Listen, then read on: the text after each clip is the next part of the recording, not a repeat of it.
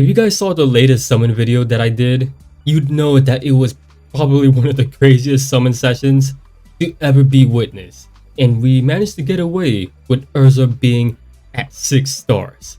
Seeing as she is my favorite from Fairy Tail, it only makes sense that we have a guide for her first before we go on to the rest of the Fairy Tail characters. So let's get right on into it. So to start things off, her talent increases her attack, her mobility increases for every one enemy more than allies up to 3 stacks. After battle, if the number of enemies is not less than allies, then she acts again with her remaining mobility, which doesn't matter in PvE, although it does have a cooldown. She has a revive, and each time that she eliminates an enemy, it will stack 2 more times. So if you're dead set on using Erza, then 5 stars is what I really recommend to have her be at, in order for her to bring out the best of her potential. So the way how Erza is going to be playing is that she is massively held back like half of the time, and it's visually obvious with the way how her mobility is looking like. So normally, you're usually looking for specific moments so that Erza goes at just the right moment. Otherwise, one tiny things could change, like eliminating one enemy. Therefore, for Erza, your plans could switch up really quickly. Now let's talk skills. They are really impressive. So definitely 100% you're going to be carrying her unique onesie all the time. It gives her Terrain Master and a buff called Magic Sword. The thing about it is that it only hurts soldiers, which stacks 5 times, and is an at again skill. If you carry this alongside her unique Thxs skill, it'll also deal fixed damage. However, this unique Thxs skill can easily be replaced by either War or Sword Soul, just to dispel the enemy's buff. However, if you're looking for like consistency, then I would really just recommend bringing this Thxs skill all the time, because it does have a correlation with her Thxs skill to make it more consistent. Now with the class mastery stones, the first 2 you want HP, attack, and defense. Last 2 are HP, attack, and skill. Arena stones, I would just recommend having an offensive set. Her best soldiers include Mask Maid. It just has raw damage. SP or not, it doesn't really matter. They're just going to be the best at it. You can use the Gallant Duelist, which can be a bit better than the regular Mask Maid since it does also have crit rates. However, with the SP Mask Maid, it can also deal fixed damage to enemies, so that way you can break certain HP conditions. You also have the Lizard Rider for some insane damage that they have, and you can also use the Fang Subjugator, who are also insanely good because they can help with her sustainability. The recommended weapon that you want, Crystal Stinger, is at the top since it has crits and defense ignore. Silver Swift Blades also has crit bonus, Bone Crusher to lower defense or disable armor, Mimir for sustained power, Smiter, which is a recently new one to increase damage against enemies with revives, which is mainly a PvP thing, only a PvP thing. You have Seeding Scale for skill damage whenever you act again, but use this if you don't have tier. Then Sealed Guardian if you don't have any of the previous choices. The best armor that you want to use is the Defender armor to have a 30% chance to reduce all type damage in battle. Chainmail to dispel an enemy buff whenever they attack you, which is always guaranteed, so it can be very disruptive. You also have the choice of either using Bloodline for physical damage res, Aeolus for range damage res, or even I would even include High Match for magic res. But that means you absolutely cannot use the infantry soldiers. So this is why it's kind of like at the bottom, even though I put it like at the second line of choice.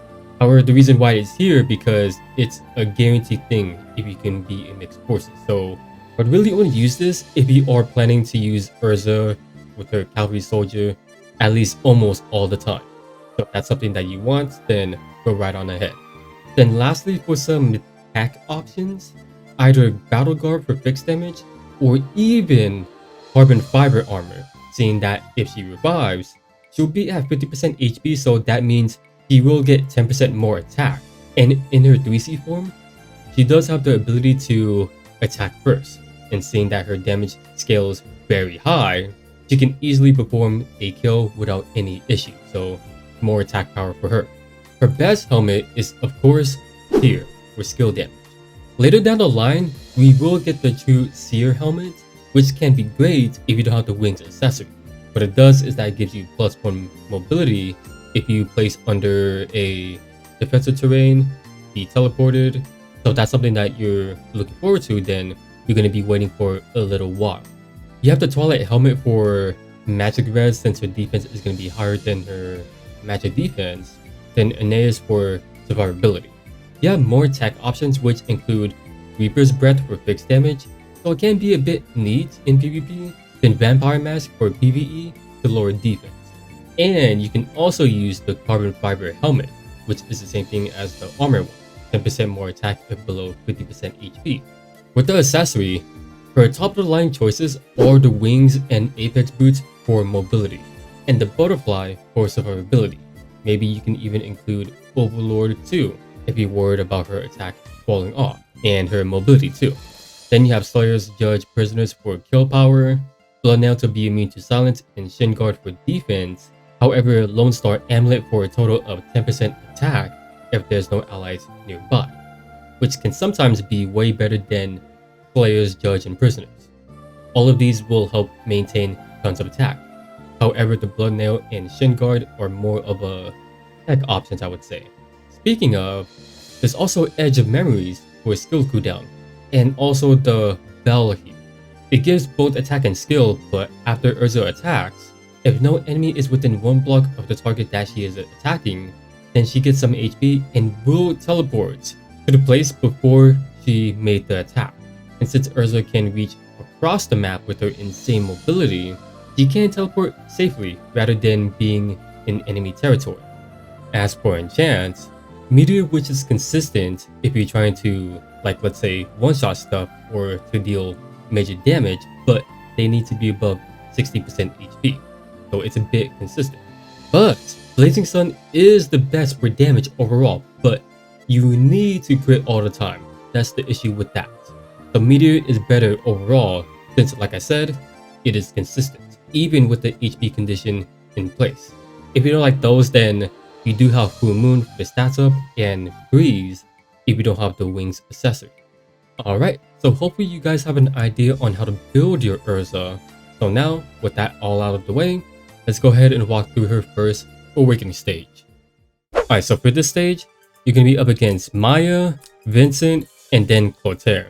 So these are going to be the skills that I'm going to be rocking with. You definitely want the 1C since it's just the again skill. You can rock Defense Break for the lower defense, but that means you're going to be reaching a little bit less than normal. So if you don't really like that, then you can also use the other passive skill to increase your attack. Then I would highly recommend using her unique 2C to lower attack and int. And the last one could either be Sword Soul for just dealing a ton of damage, or Roar, which is another skill to lower the enemy's attack and int.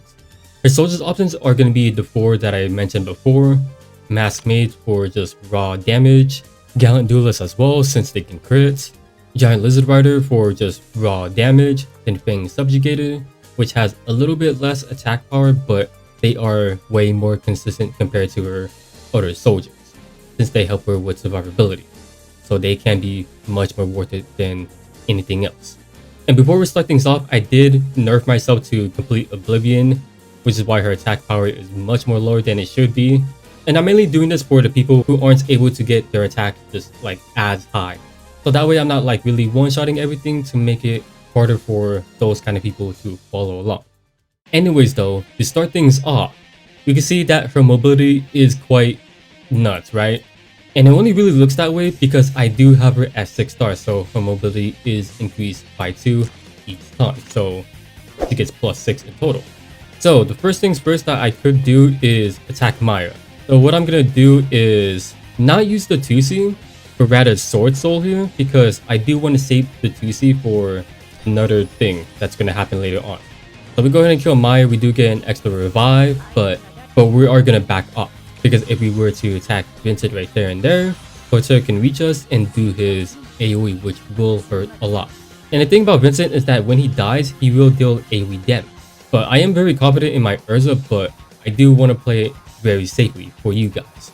So this is why we save the 2C here for it, because we can attack from 2 blocks, but it also lowers his attack. So that way he's going to deal less damage than normal. So we'll do that. And nice, we kill him. He does his thing. And you can see how little damage that he did to us. And that way, Clotaire will move up. And that's why we waited for Vincent to come to us. Because Clotaire can hurt a lot. So I'm going to wait for Clotaire to get closer to us. Wait one more turn so that the skill can come right back up. So this way, we're going to act again here with the 1C. And then that way the 2C comes back online. And then go ahead and use it from 2 blocks. And Clotaire should be taken out. There we go. That is pretty much it. I was kind of contemplating on even showing this because Erza is, well, she has a bunch of revives. But I still like to show it nonetheless because I do understand that these stages are always harder than the second one. So it's more like a tradition than anything else. Plus, there may be people who are actually struggling with this. So I mainly do it for those kind of people. Alright, the 3C. This is the real cream of the crop here. One of the major reasons why Erza is able to deal as high of a damage than she could. So the passive on this, when an ally dies, dispels 2 debuff from herself. What the skill does is that she replaces the current armor, which is the 1C, into a new form called Crimson Blossom. Before battle, dispels 3 enemies buff, and when the number of the enemies is greater than the number of allies, it will disable revive. What it also does is that it changes her 2C into a different one, which can be used immediately. So what this form does is that when initiating battle, right, her defense is reduced by 30%, but she can attack first, ignore 30% of the enemy's defense, restores 30% HP before battle, and dispels 1 buff of the enemy. And that's not the end of it. For each enemy on the battlefield, which is more than the allies, all of these scales, except her own defense reduction, all of these will scale up to the maximum of 300%, which is unbelievable. So no matter what, Erza is basically one-shotting just about like literally anything, especially in PvP, right? And this is concerning on top of her like multiple revive, but you do gotta understand that this form doesn't last too long, 22 turns. But what you also gotta understand is that like with the way how Erza is played, she's always held back from her true potential, right? And is only used in like a specific moment. So that's why even with all of these insane stuff, Erza in PvP is insane, right? Like I said way beforehand, she is held back because she wants to be this comeback character. And of course in PvE, she's pretty much like a SP Sherry, but cracked out. But we'll go more into that whenever I make my conclusion. Alright, so with all that said, let's go ahead and get right onto her showcase. Alright, so now that we're here, let's go over Erza's entire kit. The way how her talent works is that her attack does increase and mobility as well depending on her start level. For every 1 enemy on the battlefield exceeding the number of allies, it stacks up to 3 times. After initiating battle, if the number of enemies is not less than allies, she can act again with the remaining mobility, which is unrestricted in PvE, which does have a cooldown. At the start, she has 1 stack of a revive. After she eliminates an enemy, she gets another one that stacks 2 more times. So always at the start, she'll get the extra mobility. You can see the both icons right here. Her revive, but most importantly, the mobility thing. And depending on how many like less allies that there are compared to the enemies, it'll always change, you know, up to 3 times. So no matter what, she'll always get that extra mobility.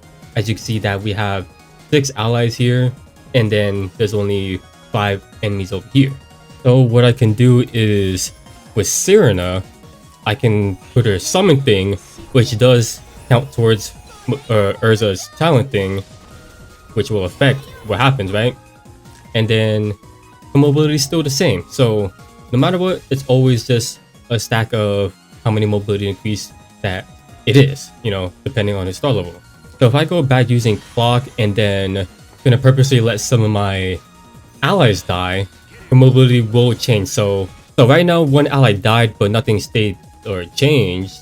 Right now it's still an even playing field, but we're gonna let some more of these guys die.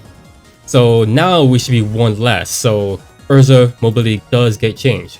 And now you can see that number 2 is now a +4. And we'll see if this one, no, then okay. So yeah, if we let the other one die, then we'll get our final stacks. Alright, so now we're gonna let the last one die. Not yet. Oh, there we go. So now Erza's mobility will now be capped out at number 6. Now this is what her maximum mobility is. Of course, with like, you know, if we get plus extra 3 with like Tenyos or wings, and you can see that Erza can reach like the whole, almost the entirety of the map, like pretty much 90% of it. And this is something that you really gotta take a really good note of, because it does influence how you want to take action with Erza. And always just be careful, because just like how you can take advantage of it, sometimes the opponent could take advantage of it too. That little small mishap can change the flow of the game. So for example, if I have like Serena on my team, and if I deploy her summon thing, I don't count as another ally on my side. And so therefore, Erza's mobility will be -2. We'll lose the 2 extra mobility. So now instead of having 10 mobility for Erza, I'm sorry, 12 mobility, it is now 10. You can see that it does get changed. So you always want to be really mindful of that, because like I said, it does change the flow of the game. This next one is pretty simple. Whenever Erza does eliminate an enemy, which she does have a very strong likelihood of doing so, she does get a stack of revive. Always caps out at 3 revives. And they are permanent until, you know, Erza dies. And so the way how you can tell is, you know, just look at Erza's buff icon. You'll see the number difference. And then you look at her onesie, which does transform her into her Heaven's armor, which makes it so that she has Terrain Master, and she'll get a buff by after taking action and before battle, she'll get a stack of Magic Sword. What it does is that after actively dealing damage for each stack of it, it eliminates 1 soldier from each enemy unit within 2 blocks of the target. The effect is removed when she loses the armor, and she'll also get a stack of it when in the danger zone that stacks 5 times, last 3 turns. This is also an active gain skill that keeps the remaining mobility plus 2 more. So yeah, we're just gonna go ahead and use the onesie. We'll see that we got a visual look on Erza, which looks pretty sick. And now her mobility is a little bit better now thanks to being Terrain Master. And you can also check what the armor does is by looking at the buff icon, last 3 turns, and we also get a thing called Magic Sword, which is the thing that eliminates soldiers. So we're gonna go ahead and attack Elwyn. Oh, and I meant to say Vargas, since he's now guarding him. So we're gonna go ahead and do this, and Vargas did revive some soldiers, and we got a really cool visual look. It looks like Elwyn got hurt the most. So yeah, if we go back, we'll see like, looks like his HP did stay the same, but the soldiers were the only ones affected by it. Both of these are 90% HP, and then we go back. Elwyn didn't get hurt himself, but the soldiers lost 30% of their health. And just like that, pretty easy, our Magic Sword stack is maxed out. Finally, end their turn, we end up losing the form, therefore Magic Sword is gone. And it is pretty easy to get it back, surprisingly, since Erza can act again and all that sort of stuff. But yeah, so to put it in simple terms, just using this, she can act again with +2 mobility left, and it does stack on top of her existing mobility she has on the current turn, Terrain Master, and these Magic Sword stacks that helps to eliminate soldiers only. Another thing that's pretty simple is her 2C. This thing, you can attack with 2 blocks, lowers attacking in by 25% for 2 turns, and while possessing the Magic Sword stacks, she deals fixed damage before battle, and it scales depending on her Magic Sword stacks. We do only have 1 stack, so we're not going to do a lot of damage. So just as simple, just attack, it deals fixed damage before battle, helps to break like, you know, stuff like maybe HP conditions while lowering their offensive capability. And it is a pretty short cooldown, which is pretty neat. But this is a skill that you can easily replace, especially in PvE, with either War or Sword Soul, if you really need to dispel some buffs on the enemy.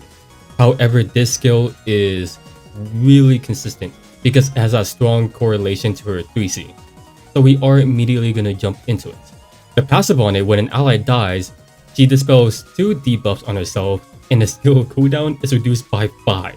Which is nuts considering that Erza can revive multiple times, So if you purposely have an ally die, then she can do some crazy stuff. And this 3C is like the most insane skill that you'll ever see ever. So what it does is that when you use this, he abandons like the armor that she has to gain a new form called Crimson Blossom. Before battle, dispels 3 buffs on the enemy, and the number of enemies is greater than the number of allies. It disables Revive, which is only a thing in PvP. And this skill does replace her unique 2C skill into another one called Scarlet Slash, and it can be used right away. What this form is that when you initiate battle, her defense is massively reduced by 30%, but she can attack first, ignore 30% of the enemy's defense, restores 30% HP before battle, dispels 1 buff on the enemy, and for each enemy on the field exceeding the number of allies, these effects do stack, except her own defense reduction by 100% up to a maximum of 300%. And this form lasts for 2 turns. So this is honestly crazy because I think initially it was different. I think from what I saw, it was only like 30% from like CN. I honestly forgot what it looked like in their version, but I just only remembered like reading it. So maybe I'll just add that in when I'm editing this. But these numbers are absurd because it used to be 30% up to 90%. So seeing these kind of numbers are insane to look at. So let's go ahead and see just what that is all about. This should be like a 200% damage increase.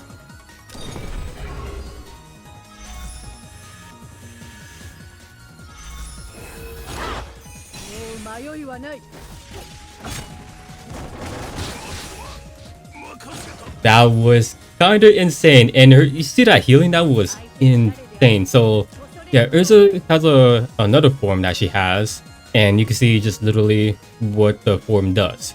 Really overpowered in PvP because this means that she is basically one-shotting about like 90% of the time. Her damage scaling is like one of the best in the game, and that passive is honestly just the most ridiculous thing that really sells this 3C. So I'm gonna go ahead and go back, and we're gonna purposely have this aquatic enemy or ally get purposely taken out.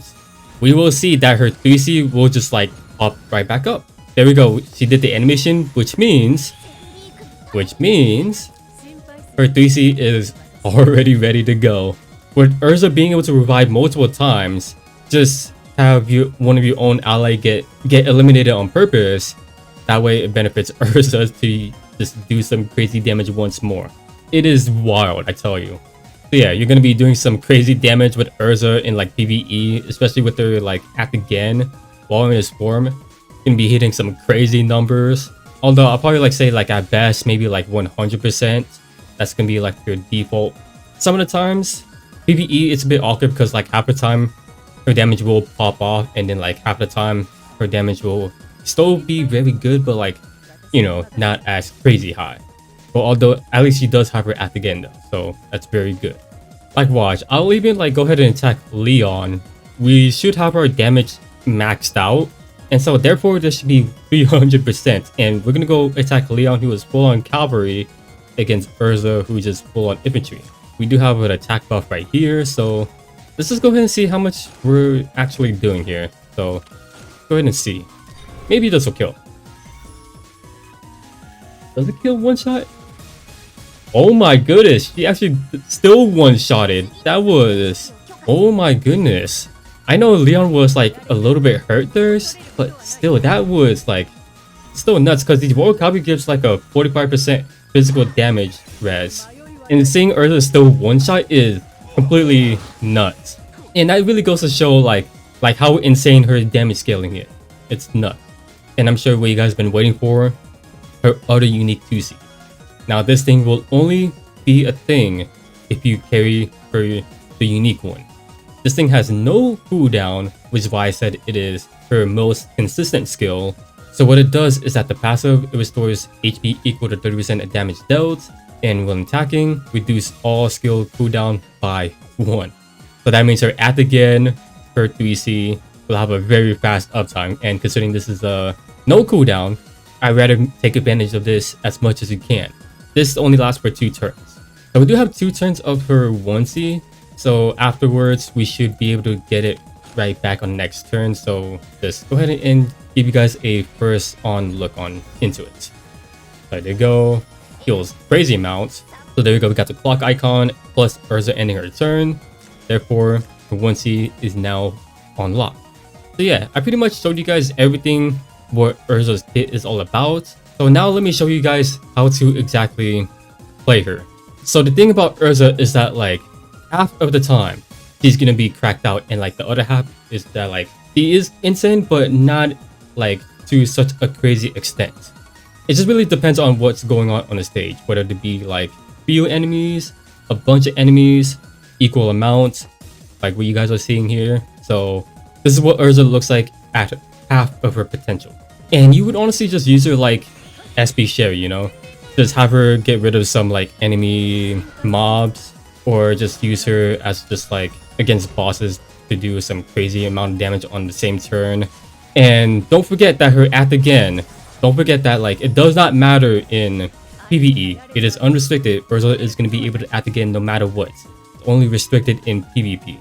So yeah, I did that and I got rid of Egbert, and I totally just realized that like she doesn't get more mobility afterwards because we used it all. So I'm gonna go ahead and go back and gonna have Erza do something else instead. So we're just gonna use Erza to double tap Barbie. So I'm just gonna go ahead and use it.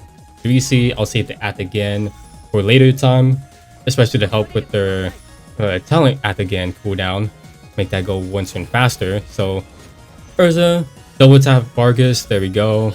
You can save her 3C for specific enemies to deal crazy amount of damage. And do take in fact that her mobility is restricted by her remaining mobility that she has. It's not like she can get another one. And right there, Erza dies, but that's honestly fine. Erza has a ton of revive as long as I'm killing things, right? So we lost one revive, but we're gonna get it back pretty easily. And since we saved at again, her talent at again is gonna come back online. And then we're gonna go ahead and use this. Some healing going, do some insane damage. Boom. At again like SP Sherry. And then finish off Egbert. Like that, you kind of use it just like any other at again characters. Pretty kind of straightforward. However, transitioning into PvP, this is a whole entire different story. Erza is a lot more restricted on how you should be playing her. The way how Erza wants to be played is that she wants to be a comeback factor. If you guys know how Thxs works, she's kind of like that. She wants to hang in the back and wait for the right situation in order to engage. So pretty much what I want to do is just always have Erza just sit in the back, unless you can have your team move first, and then Erza can probably attack in turn 1, which is the thing that she can do. However, in this situation, if I want to see what's going on first, I'm going to have Erza just end her turn early as possible to assess the situation. And this is pretty much like how I'm going to be using my rush team. So I'm going to have Luna do her thing. Nice that Luna can also buff Erza as well, so that's pretty neat. We're just going to do a whole bunch of crazy stuff before we're going to do anything else. Because the whole point of being able to use Erza is that you want to just have your teammates get eliminated. That's honestly what you should be trying to do. And because Vargas is here, that's 100% going to happen to my team here. Alright, so now that's what's most of them gone. Since there's only 2 of them, Erza should only be having, only 2 stacks of this, so Erza should have a max of 200% damage increase to all of her thing, since I did get rid of some of the enemy troops. But that's honestly fine, because Erza's attack power is one of the highest in the game, no matter what. And we will see if Erza is able to one-shot, so let's go ahead and turn on the animation. And with Vargas being able to revive multiple times, we should be able to hopefully pull off a kill, but I believe she can kill.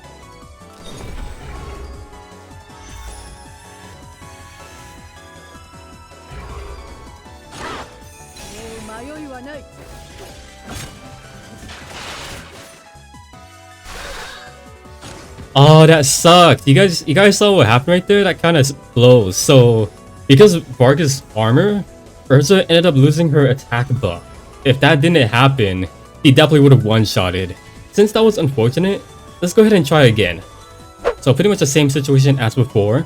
And this time, we will definitely see Erza being able to one-shot Vargas. Alright, second try, guys. Let's do this.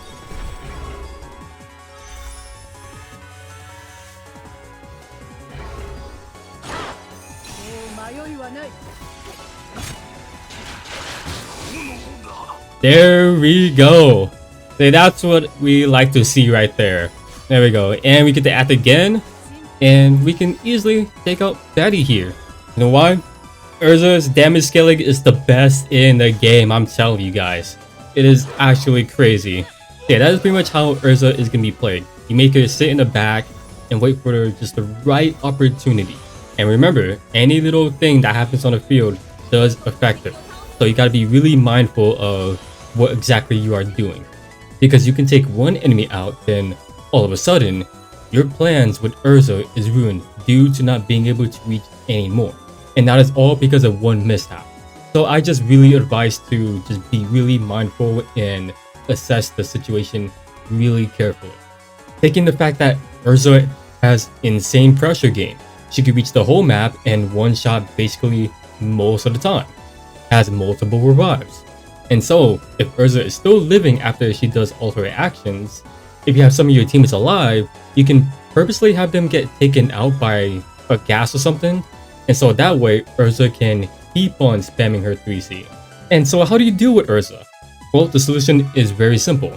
She can easily be double tapped by, let's say, fixed damage, 20% HP, so not really a whole lot. Or an obvious one, disable her revive. So overall, Erza is insanely powerful. She'd make an excellent addition to your team as one of your strongest DPS due to her insane mobility, high damage output, act again, which is always activated no matter what in PvE. PvP, it's really different, and her skills do come back very often. In PvE, she is really straightforward. Half the time though, you'll notice her mobility and damage skyrocket, and the other half where it's still impressive, don't get me wrong, but you know, it's not really gonna be like as top notch. In PvP, she becomes a very different character. Her act again is dependent if there's more enemies, and she wants to be this clutch factor. At the start, she's gonna be quite passive. Let her get set up, buff her up, set up her mobility, her positioning and all that sort of stuff. And when the time is right, let her go loose. Let her get rid of those who can revive, maybe even perform a double kill, all that sort of stuff. And yes, her potential is more than likely the strongest than anyone else who can, you know, disable revive. And what makes her really annoying is that she can stack her revives whenever she eliminates things. And she's going to be doing that almost all the time. And so if that happens, you can purposely let your allies get taken out so that she can spam her 3C. And so that way Erza can still be able to take someone out and maintain that revive. So yeah, let her sit in the back. Let her allies do some of the work. And so that way Erza gets set up and assess the situation before you make your final push with her. She is always going to be your trump card all the time. So she is always going to be your last resort in order to get that win. Alright, so that was Erza's showcase. I'm gonna cut this short as this video has gone way too long. So in short, Erza is very much worth it as she will be your strongest DPS in both content. Remember, this is the only time they get her, so she may never come back. Alright, so if you guys enjoyed this video, feel free to leave a like and subscribe if you want to see more, and feel free to let me know down in the comments how you guys feel about Erza, or if there was anything else that I may have missed. I did have to redo some parts of the video, so there's always a chance that I do miss things. With all that said, I hope you guys have a good rest of your day and take care. So yeah, thanks for watching. Your fellow Z.